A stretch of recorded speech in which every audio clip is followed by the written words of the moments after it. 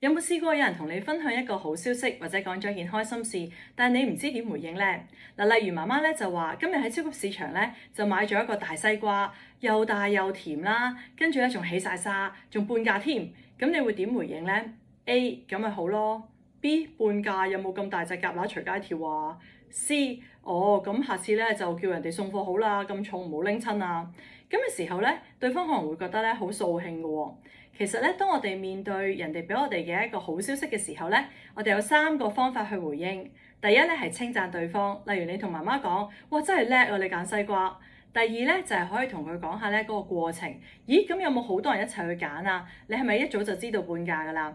第三咧就係同佢傾下佢當時嘅情緒，例如話：咁你揀到呢個西瓜係咪好開心啊？咁最好咧，梗係仲多謝媽媽啦，咁遠攞個西瓜翻嚟。咁嘅時候咧，大家嘅溝通會好啲啦，亦都咧會讓咧特別係長輩啦覺得自己係被欣賞嘅。